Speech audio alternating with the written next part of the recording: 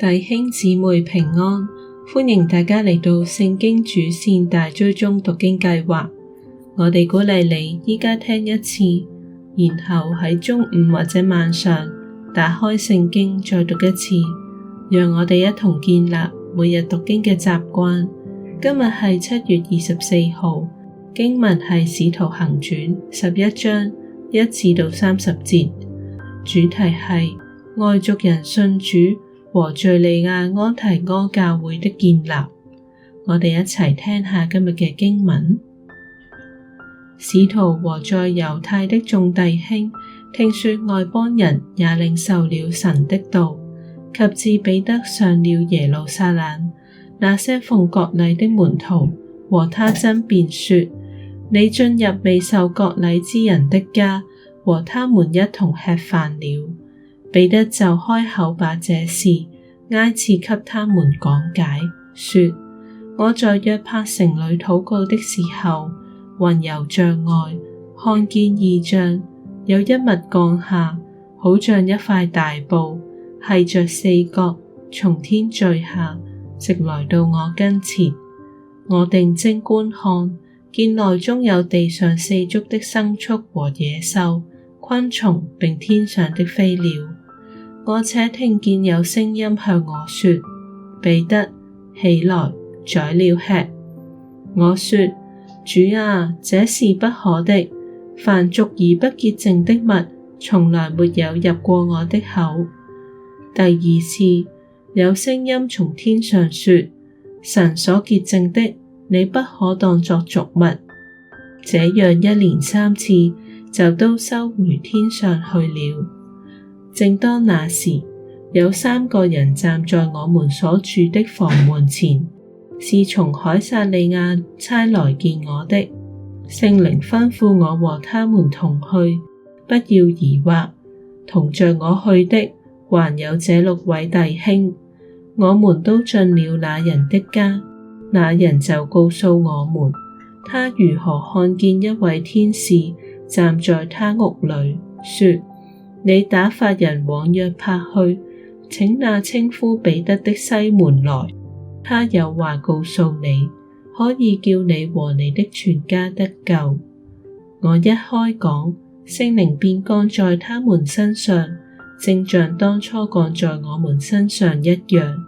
我就想起主的話說：約翰是用水施洗，但你們要受聖靈的洗。神既然給他們恩賜，像我們信主耶穌基督的時候，給了我們一樣。我是誰，能攔阻神呢？眾人聽見這話，就不言語了，只歸榮耀與神，說：這樣看來，神也賜恩給外邦人，叫他們悔改得生命了。那些因司提反的事遭患難四散的門徒，直走到腓尼基和塞浦路斯並安提阿，他們不向別人講道，只向猶太人講。但內中有塞浦路斯和古利奈人，他們到了安提阿，也向希臘人傳講主耶穌。主與他們同在，信而歸主的人就很多了。這風聲傳到耶路撒冷教會人的耳中，他們就打發巴拿巴出去，走到安提阿為止。他到了那裏，看見神所賜的恩，就歡喜，勸勉眾人，立定心志，恆久靠主。這巴拿巴原是個好人，被聖靈充滿，大有信心，於是有許多人歸服了主。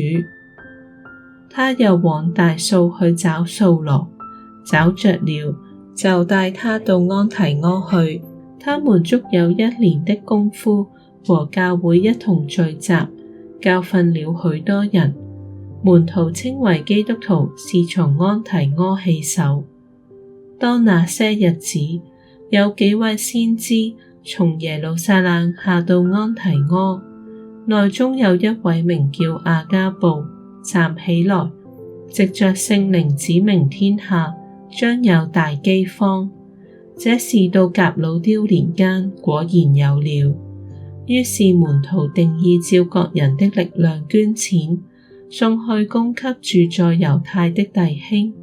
他們就這樣行，把捐項託巴拿巴和掃羅送到眾長老那裡。